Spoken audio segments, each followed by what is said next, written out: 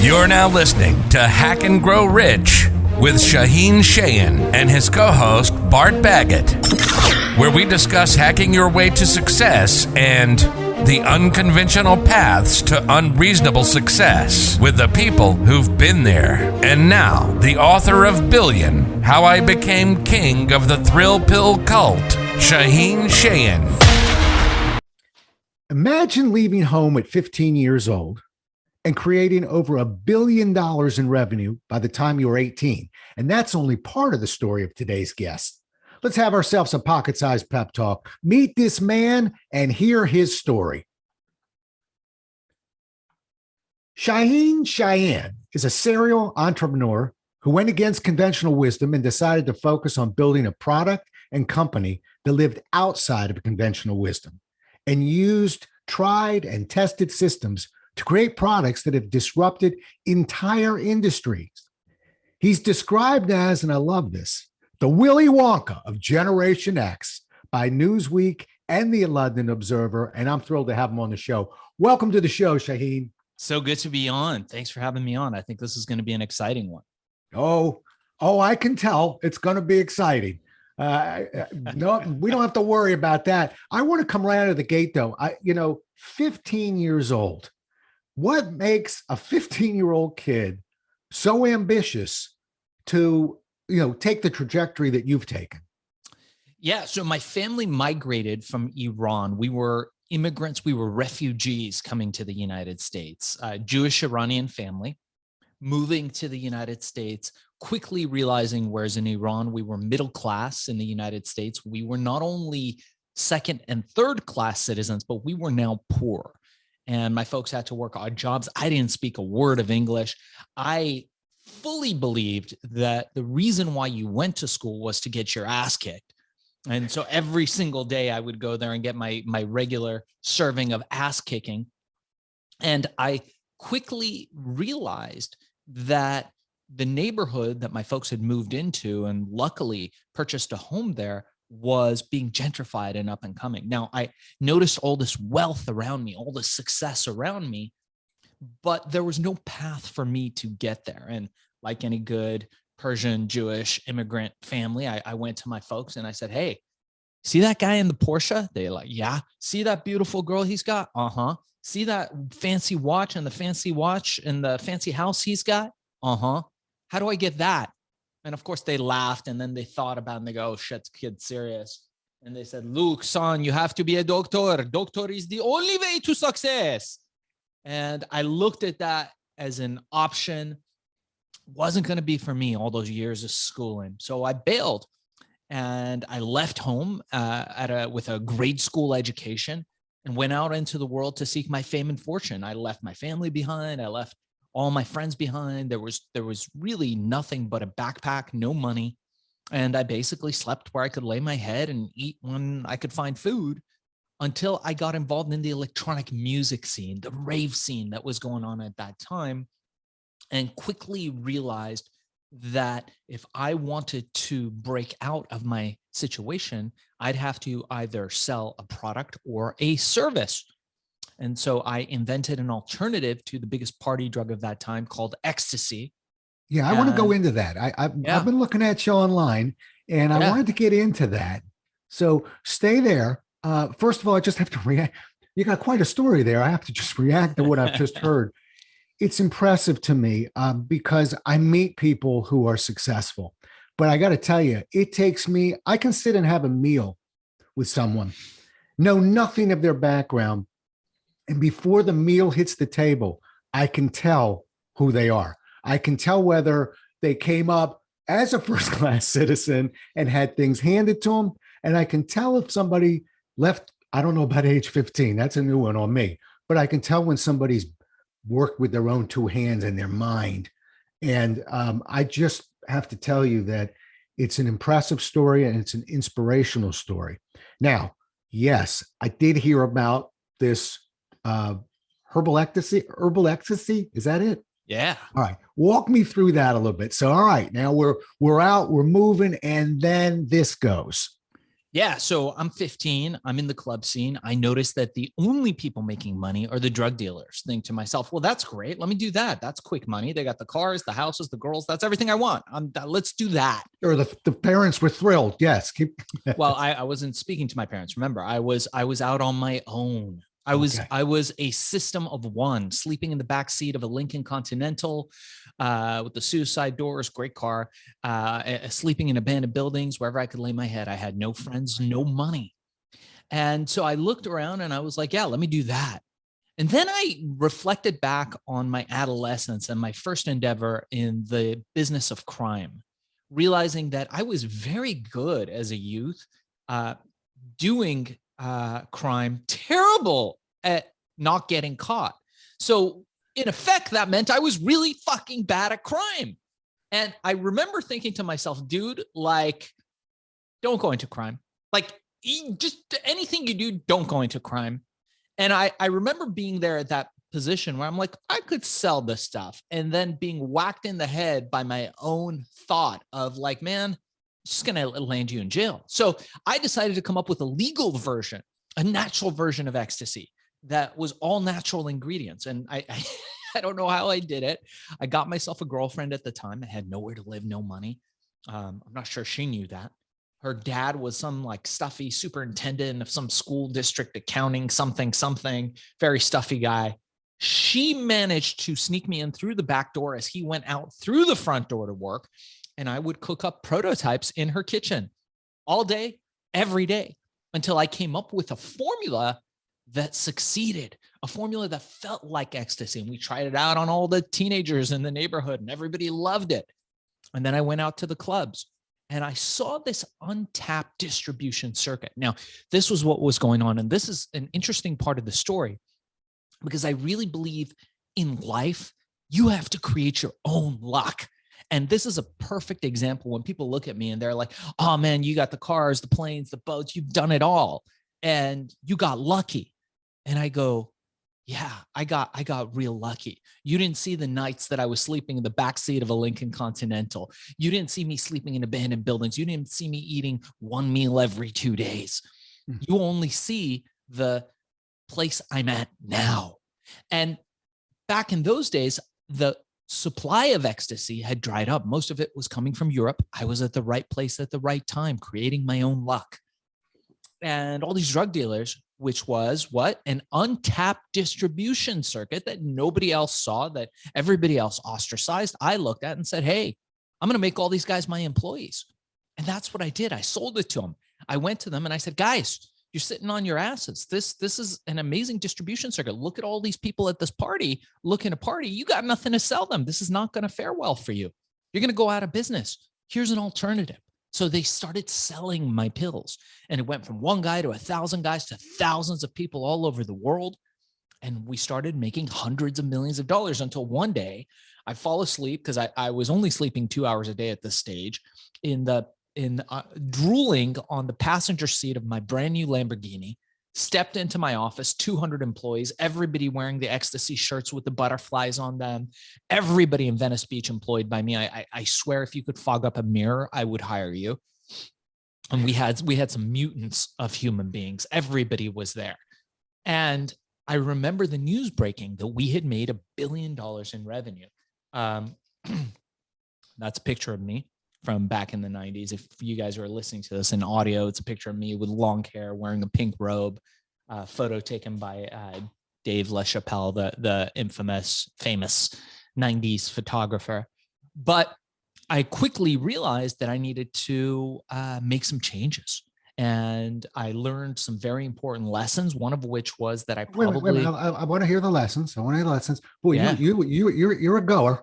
A couple questions on my end. One, let's go. The herbal ecstasy, was it legal? I know you created it. It was legal. Did it go through the FDA? I mean, how did it get legal? The FDA at that time did not regulate supplements. So they regulate the manufacturer of the supplements, meaning the facility that they were made in. They regulate the claims that you make, saying this can cure cancer, this can do this can do that. But they don't regulate supplements. As long as you're using ingredients that are generally regarded as safe, you can sell a supplement anywhere. Most people don't know that. but that is in fact the case. Yeah. I certainly didn't know it. So did you send your pills off to be examined? Did they come and watch how you were cooking it? How did you do that? No, none of that. Initially, I was making it up in a kitchen. Right. Then I moved to a small facility in Chinatown where I had an herbalist who was making it in a small production facility. And then we moved on to big factories. And I had, I don't know, at one count, a dozen or more factories producing our products all over the world and shipping them. I mean, we were making the stuff for 25 cents a unit, selling it for $20, all cash. And one of the important lessons I learned when we broke $1 billion, and Sam Donaldson was in my office, the great Nightline reporter, to interview me. I was flying to New York to do Montel Williams, 2 Newsweek covers, London Observer, LA Times, New York Times. We were that it thing. Is that I probably should have gotten an accountant earlier. And I learned through my interviews with accountants, very interesting, something your viewers and listeners might want to note. Accountants are not, you should underline this, the guys that separate the duffel bags that have the pills and the cash and then count the cash. That is not what accountants do. And I learned this lesson the hard way, but eventually the company got bigger and bigger, and we had some very exciting times. From there, I moved on to inventing the Vapeur, digital vaporization, which is the forerunner for all the e-cigs and vapes that you see today. Did you have a trademark on that or a patent or anything? We had patents. Yeah, I had patents. That company's public now, and I am no longer involved, and I don't espouse vaping or smoking or taking anything without talking to your doctor. But I did invent that. And from there, I moved on to looking at this great disruptive platform that another one of our bald brothers, Mr. Jeff Bezos, had created. And at that time, Jeff was very accessible. You could email him. He would respond back. You could call and eventually get through to him. So he was not this behemoth richest man in the universe as he is now, sending the huge penis into space. He was much more accessible. And looking at that, I thought, man, and I was getting a little older. I'm 46 now. I thought, I have a kid. I want to keep my mental acuity operating at maximum capacity. How do I do that? Okay, well, let me create a nootropic. I worked with one of the biggest pharma companies in the country, and I came up with a formula and introduced this product called Accelerol Focus Plus. Beautiful blue and green pills, was selling them, but they were expensive. And I thought, man, they're like $120 a month for this stuff. Where am I going to sell it?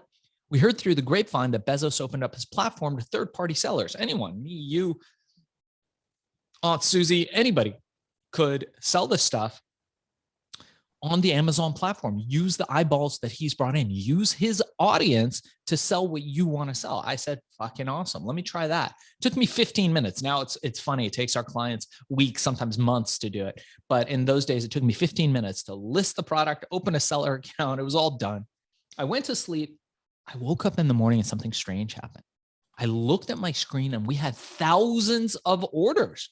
And I thought to myself, holy shit, that's hundreds of thousands of dollars.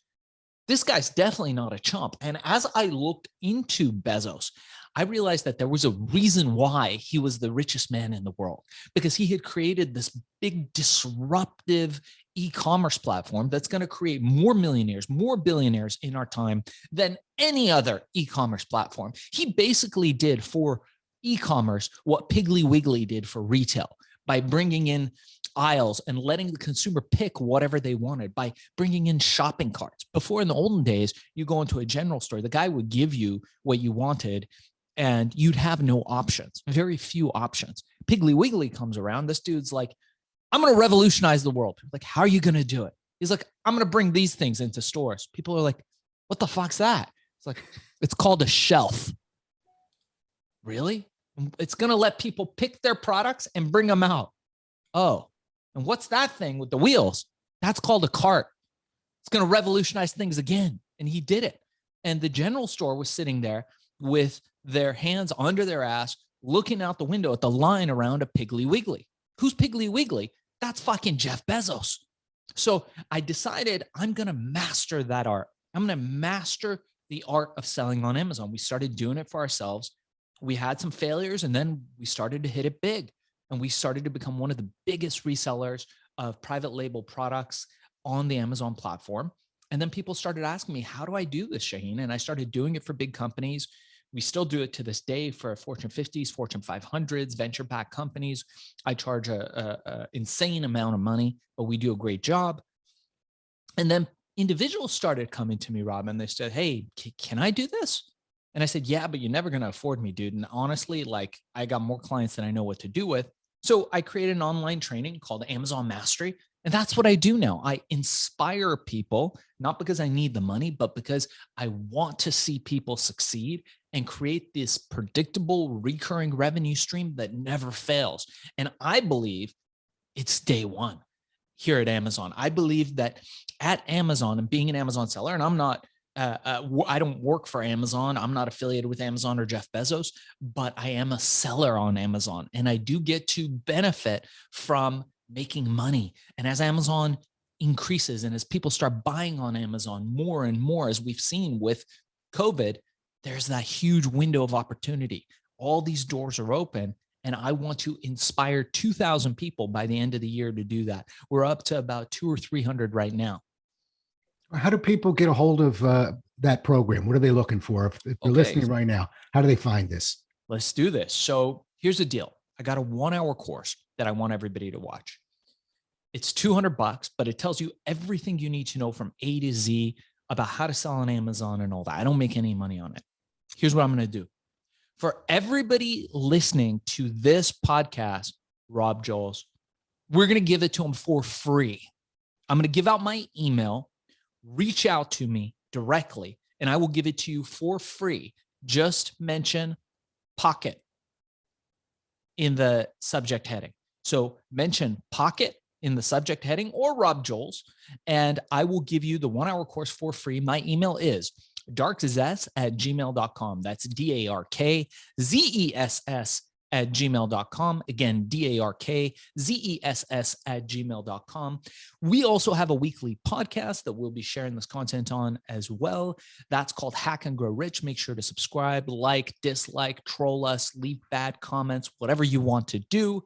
And my book, Billion, How I Became King of the Thrill Pill Cult, is available now. We just dropped the Audible book as we're recording this. So if you are one of those people like me who likes to listen to audiobooks at 2x because you're just too goddamn busy, get the Audible book. Otherwise, the paper book is available now. And I'd love to hear what you think about it, Rob. Perfect. And I'm going to let you hit that one more time, by the way, because I'm not done with you. But did you read the Audible book? I did. Yeah. It's crazy. That's okay. So here's the deal. I got a professional voice actor. This dude's a fucking rock star, and he recorded the whole thing, produced it. It was so slick, and I was so excited. And everybody I gave it to was like, dude, I thought you were going to read it. I was like, oh, fuck. And then I had to sit my ass down in front of my studio at my home. I recorded in my home studio and just do it myself. And when I did that, everybody was like, this is awesome, Shaahin. So it's so much for dropping thousands of dollars and delegating something that takes a lot of time. And it's crazy. Do you have a book out, Rob? Yeah, I have 6 books out, and I've done a few audiobooks myself, and I do all my reading. You do. So you know what a pain in the fucking ass it is. Oh, I can't imagine doing it at home. I go into a studio and, I have to tell you, I don't drop a ton of F-bombs on my podcast, but I'm enjoying your colorful language. I will tell you, if anybody ever has the outtakes of my book, my audio book, it is raining F-bombs, because I would get right near the end of a real big paragraph and I was punching it and going and just bumped a word or two. And then it was like, bang, bang. But no, I've done a few I think I've done 3 audio books, and they both of them took me 2 days. I mean, they're a while. Wow. I love that. Yeah, I can go either way. I feel more comfortable because I feel it's more authentic because I do curse a lot. As funny as I did this guy's podcast and I started cursing, and he goes, oh, I see that you like, just like you being very kind. He's like, I see you got very colorful language. I just want you to know, I don't know if your publicist told you, this is a Christian show. And I said, oh, dude, I'm so sorry. I can, whatever that means. I don't have to curse. And he goes, oh no, cursing is fine. He's like, just don't say anything about atheism. And I was like, oh, okay. He's just, what I learned as a professional speaker, by the way, cursing is okay. I'm going to abbreviate it. Yeah. GD. is very offensive to a certain part of the population. So that is something I actually pulled out of my language, even if I was hanging around having a beer with you. No. Everything else, there's nothing off limits with me. Oh, you're kidding. But I just respect particularly the middle section of the U.S. That has a little issue with GD. Really? So that's one I stay away from. But you're my guest, and you'll get to. I like authentic language, so I'm all ears. And one other thing, if you listen to my podcast, I've never had a podcast where I've basically been sitting and listening to you. So it's you're a guy who can carry on a conversation. Let's change it a little bit. Tell me, I've got some unbelievable successes from you, but I've never met anybody, and I'm an entrepreneur, so I know where I'm going with this. I've never met anybody who took the risks, who wasn't afraid of failure, who didn't fail. So were there some failures along the way? And walk me through that mental process for a guy who's as charged as you are and as goal-oriented as you are. Yeah, I talk about this often, and that's a really great question. And the answer is this. You are measured by your largest, latest success. Nobody sees all the baskets that Michael Jordan missed. Nobody sees all the holes that Tiger Woods didn't hit. They don't see it. It's not on a record anywhere. And again, people measure you by your latest and largest success. And for me, I've had lots of failures, terrible failures. And it's usually when I stop following my fascination, I get out of a flow state and I start chasing money. I don't do that often in life, but the couple times where I've followed the money and not something that I'm interested in, that's happened. I love money. I love making money. I think life is better with money. I think you need financial prosperity to have actual freedom, and it's not negotiable, but it can't be the target of what you're doing. And the few times I've done that, I failed. I also had lots of small failures and lots of medium-sized failures, but I had a couple big successes.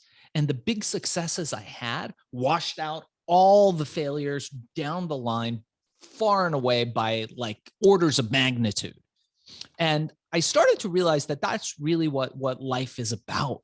It's about trying, it's about failing, and it's about making these changes, these micro changes, and having the courage, like you very astutely observed, to take these risks.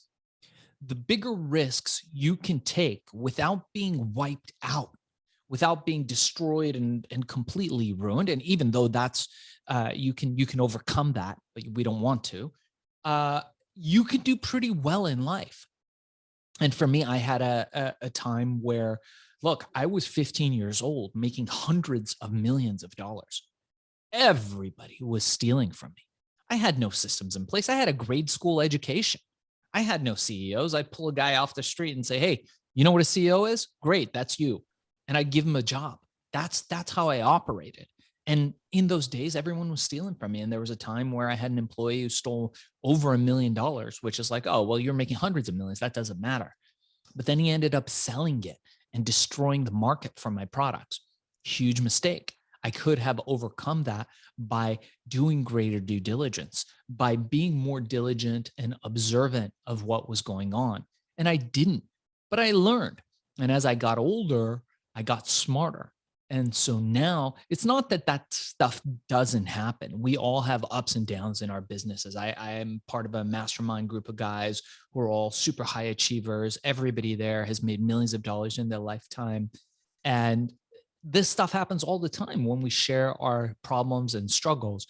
But now I have a system to deal with it. We have a mastermind group. I have mentors. And so even though some of the same stuff that's not within our control, we can control what we do. We can control our perspective, but we can't control what other people do. Even though we can decision architect and set stuff up so that they have all the incentive to do the right stuff. Humans are flawed, and they'll do things to disappoint us. But what we can control is our reaction to them.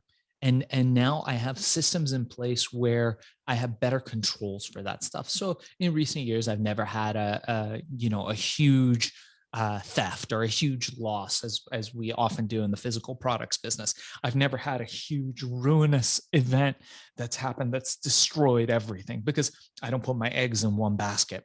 We do foundational thinking now. We have multiple streams of income. Yeah, but you're really, I don't want to run through this stop sign. You've hit on something that's really important, and I want to slow it down just for a moment. I'm going to say something nice to you, and then I'm going to give you a warning, but you've already figured it out. You appear to be a creative genius. I mean that. Now, before we break around patting you on the back, there is a risk with that level of creativity. And I had an uncle. My dad was one of 7 brothers. The youngest brother was truly a creative genius and a very troubled soul. But he actually, in 1972, had a deal with the NFL to sell NFL merchandise outside of the stadium. Now we laugh at that. Imagine if you had ownership of NFL and you were the sole owner of NFL merchandise, where that would be right now. You'd almost be in Bezos land. Okay. Point being, what happens to creative geniuses frequently is they build it, it works, they lose interest, they get a little bored, and they go for that other shiny penny in the corner. Yeah. Meanwhile, same story that you told almost, one of the employees began to embezzle. Things began to erode because this creative genius, this wonderful man, lost sight of it, was bored with it, wanted to build something else. So, but when you talk about your mastermind groups and things like that, you have implemented a repeatable, predictable process to keep you from running that risk that creative geniuses run. And I applaud you for it. And believe me, I heard your story. Rarely do you read that out of a book. You get punched in the nose once or twice, and then you say, all right, either I'm going to be a victim and blame this on everyone else, or I need a process in place. You, sir, did that. And that's the impressive part of your story to me. Appreciate it. It's true. Did you ever see a movie called Defending Your Life? Oh, write it down. It's from like the 90s. It's Meryl Streep. It's a guy named Albert Brooks, but it's his vision. It's a kind of a comedy, a romantic comedy. Lovely story. And it's a man who very quickly, he dies. But in this version, you go to a place that looks like Disneyland and you actually defend your life. You have a prosecutor and a defender, and they're looking for one set of criteria to determine whether you move on in the universe or you go back and do it again. Right there, you can imagine that gaping question. So what's the criteria? What's this all about? And this writer's version was fear, overcoming fear. Did you let fear hold you back in life? Or can you show me places where you thumbed your nose at fear a little bit and said, I'm going anyway? And if you look at it, forget the movie. What are the things that you and I remember the most, appreciate the most, talk about with such pride? It's when we overcame that fear. You did it at 15, my friend, and started your journey. But when you did that, that's when we're living. And you're a testimonial to that. But check out that movie. It's fun. You can watch it with your kids, your wife. Easy, but really interesting movie, and one to make you smile. Okay, we'll do that. I love feel-good films. All right, let's come down the home stretch. Do you think there's still hope for a story like yours, for a rags to riches story? I have a feeling I know where you're going, but I just need people to hear this. Are we done? Is there only one Bezos in the world? Is there only one Shaahin in the world? Or can we do this? I don't think everyone can do it. I think, I talk about this often, how when they ask successful people, this is from Scott Adams. He wrote a book called Win Bigly, another one, How to Fail at Almost Everything and Still Win Big or Succeed. The author of the Dilbert comics, brilliant guy.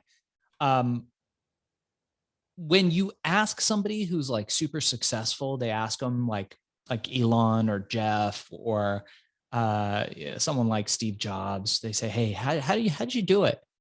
And they look at the person asking and they say, I'm just very passionate about this stuff. And so people go, "Oh, okay, cool. That's very accessible to me. I can be passionate. Yeah, that's great." Right. It's fucking bullshit. What they're not telling you is, hey, I'm smarter than you. I'm willing to work harder than you. I got more grit than you. I'm more ruthless than you. I'm willing to do whatever it takes to get to where I'm at, whatever. If I don't sleep, if I don't eat, it doesn't matter. And it's not right to say that, because people will feel that you feel that they are beneath you. And then they'll find reasons to hate you, which is one of the reasons why people hate all these millionaires and billionaires. And you see people hating on these people. It's because of that. It's because they intuitively sense, fuck, this guy's smart. Like, look at Elon Musk. He's like digging holes to the center of the earth, sending rocket ships into space. He's running several successful companies. He's like an intellectual. He's Tony Stark. It's like, how do you ever compete with that? So the answer is this, that we can all become the best versions of who we are.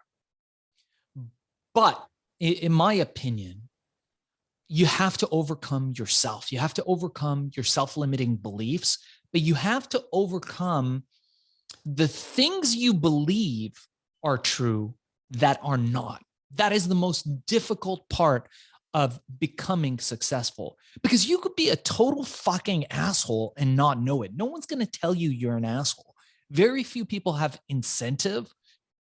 They win nothing by telling you you're an asshole. They create an enemy. So they're not going to tell you. So there's a lot of incubating assholes. There's a lot of assholes out there. There's a lot of people that suck. They absolutely suck at what they do. They're inefficient.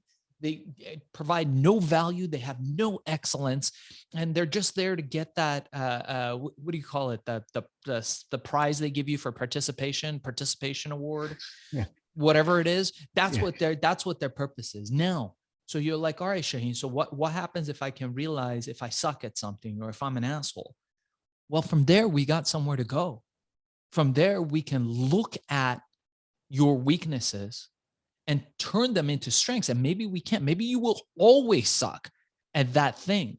But at least then we can find somebody who doesn't. Not everybody sucks at it. Right. Personally, I am incredibly good, very focused, hyper diligent at maybe one or two things.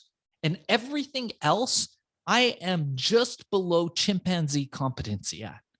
Horrible, absolutely horrible at anything that involves physical fixing with your hands, things around the house, incompetent. But I get it done because I know how to hire people. I know how to influence people, and I find the best people and I pay them and they do that for me. And it's great. You only need 1, 2, maybe 3 total skill sets in life to succeed hugely. And to your question, yeah, those people are born every day. The people who know how to harness that power, the power of delegation, the power of influence, the power of sales, which is really what it is, which has become a 4-letter word in our culture, especially with the millennials who are afraid of communicating with anybody face to face. But that happens every day. But like you said, and again, to your point, you got to overcome the fear. You got to overcome the fear of who you are and become who you could be. It's beautiful. You know, in training terms, we refer to it as conscious incompetency, meaning you're aware of what you can't do. And the scary part is when you're unconsciously incompetent, which means I don't even know that I don't know. That's where we run into trouble. And that's why, you know, surround yourself with good people. As an entrepreneur, way back when we started, you threw out the accountant story, and I smiled because I tell people when they ask me, and I speak at some of the business schools and things, who's the most important person in your business? I think my accountant. I learned that the first year or two in business when I was getting fined left and right because I had a bargain accountant. I found myself a good deal on accountant. Don't look for a good deal, look for a good mind. But anyway, I think you're so self-actualized that what you basically demonstrated was, I know where I'm consciously competent. In other words, I know what I know and I know what I don't know, and I keep the two apart. And that's brilliant. And unfortunately, if we're unconsciously incompetent, that's where those that surround us come in. We got to listen to those that are around us because they'll know, they'll tell you. All right. Let's, I could go on with you, but let's wrap up. Let's hit that again. Tell me about the course. Tell me about how to get a hold of you. Let's do it one more time. Yeah. So the course, the free course, which will be free for anybody listening, use the code Pocket Size or Rob Jolles. Just put that in the subject. Is it pocket size or pocket? Pocket. We can do pocket. Pocket.